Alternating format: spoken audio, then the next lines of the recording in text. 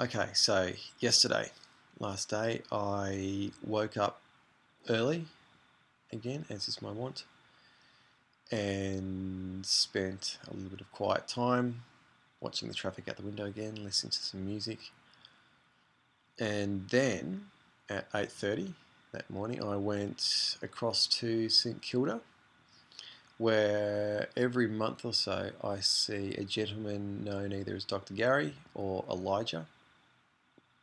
And it's incredibly difficult to try and explain to you what it is that Dr. Gary does.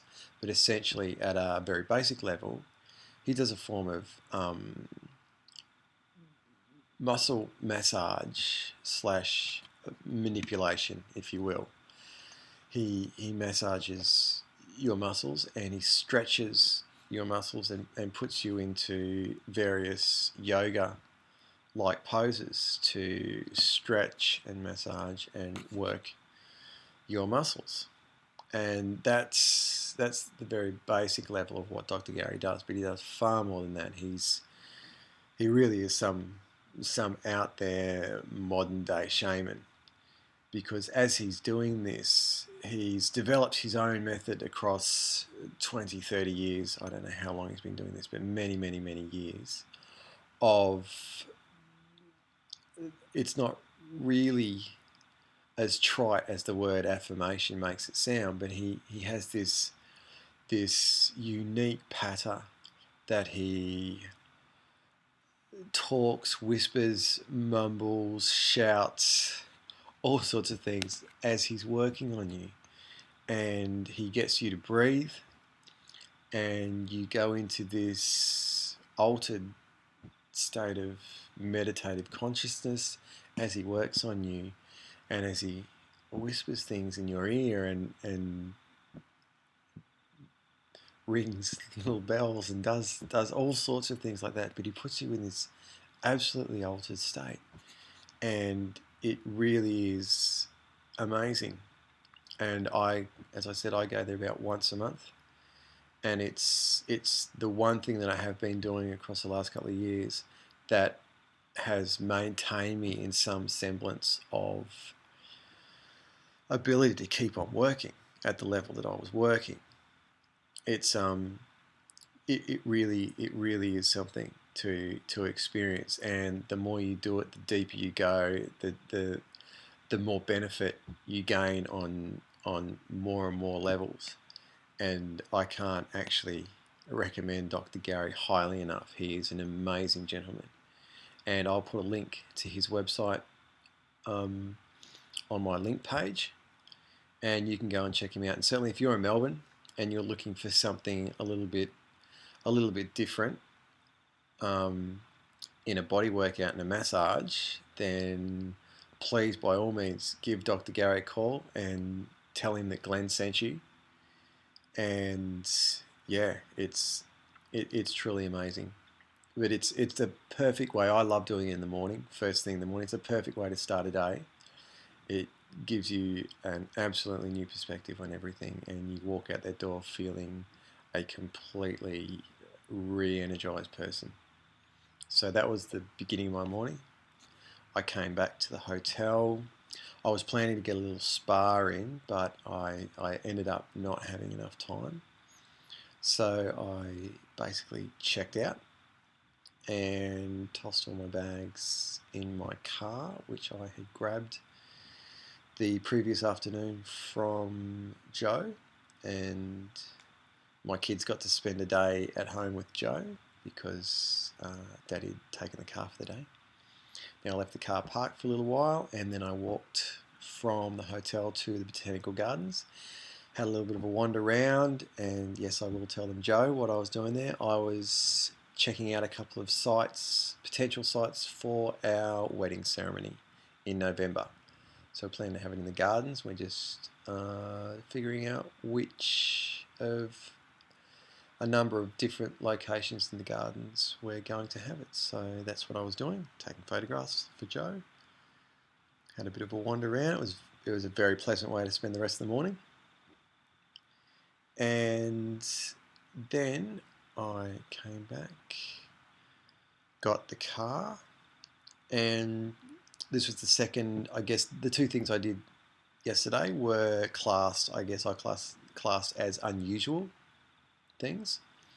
Now, the second thing I did is I went to see a little old lady, Pat, who does tarot readings, and she does yearly tarot readings, and she doesn't really do it for money. She only charges like $30, and she is also an amazing woman. Now, whether you or how, I guess, is the more pertinent way, how you believe tarot works or what it is or what it does. I'm an agnostic in nearly everything, really. So I'm quite open to whatever possibilities may be out there for anything like that. I find this is the second time I went to Pat a year ago, and it was quite extraordinary for the first time because I rarely had my tarot read before or anything like that. So I went to see Pat, and she was amazing, and it was extraordinary reading. And so I thought I'd go again this year. So I went back and I saw Pat, and again she didn't fail. She was absolutely extraordinary. She doesn't ask any questions. When you walk in, you sit straight down. Essentially, she gets your name and your star sign, and that's it. And she dives straight in. And Pat, this little old lady, she picked pretty much everything. She even picked my fast. One card turned over, and she did a little bit of a tut-tut. She goes, "Oh, this is an interesting card. This is 40 days in the desert." So I don't know what this is what she said to me. She says, "I don't know what you've been doing at the moment, but you've just emerged from the desert, it seems." And I just laughed, and I then revealed to her what I'd just been doing, and that it was my final day seeing her. And without even blinking, she just nodded and goes, there you go, that's what it is," and she moved on. We also had a little bit of a chat about the wedding, and she had another little bit of the reading, and she does this huge, big, double reading, so it goes on for over an hour, well over an hour. Yes, there was a card, the Empress, which was my ideal woman, and then there was a big celebration and the signing of legal documents, and I laughed again and told her that we were planning to get married at the end of the year. So there you go, and I learned a lot about where I am at the moment and my plans, and got very, very clear. So I don't consider it terribly to be like a hard and fast, meaningful reading of the future or anything like that. It's an interesting way to get your bearings and where you are at the moment, and get some differing insights into things that might be going on for you and the people around you and that sort of thing, which I did. So that was my second little thing. Saw Pat, and she tapes it on cassette, which is very, very quaint. So I have it on cassette as well to listen to at my leisure. Now today I did the third. Now today, I guess, was something that I'd never done before, and I guess not scary, but outside of my comfort zone. Absolutely, something that I've never done before, and well outside my comfort zone as a record producer, which is, I guess, somebody who's a backup and not necessarily a front person at all for for a project. So we're building a photographic studio as an expansion of our business this year, and there are two gentlemen who run an online fashion and high fashion and culture magazine called Fjord Magazine, and they're going to be running our studio for us, and they'll be basing their magazine from the studio. And their names are Patrick and Jamie, and they're becoming very good friends of ours there at the Wick. And so I'm probably never going to look like this ever again, be this skinny. So I thought I'd take advantage of the way I look and get Patrick and Jamie to do a photographic shoot of me, which is what I've just come back from. So we've been doing that this evening.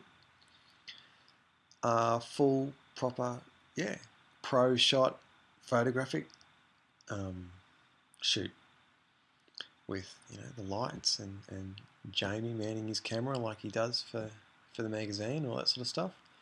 So that was interesting. It was definitely outside of my comfort zone and pushed me to perform, I guess, in front of a camera. So that was something new and exciting. So that's the third thing that I've just completed, and Jamie will have some shots for me to put up on the blog very soon of what the shoot was all about. Now I won't reveal that yet.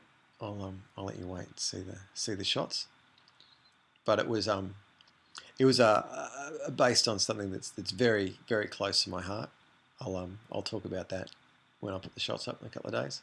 So there you go. That's the third, and there's one more that I was hoping to be able to execute soon for you, and I still might be able to. And this one, are you ready, Mum? Just hang on to your hat here. I'm planning to get a couple of tattoos.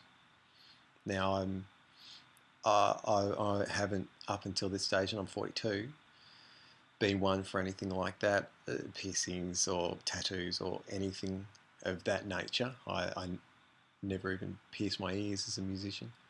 So this is something definitely. Now that one's definitely a little bit scary and very new, and even outside of what I guess most people would know of me and my character.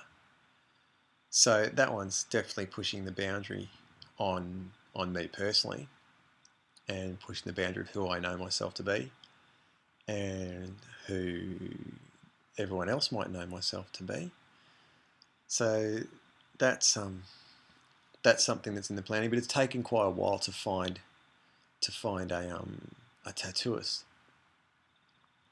that understands, because there's more than just slamming number 25 on. For me, there's been some thought involved in this, and it's to mark what I've just achieved, to remind me, and to also set the stage for a new chapter of my life.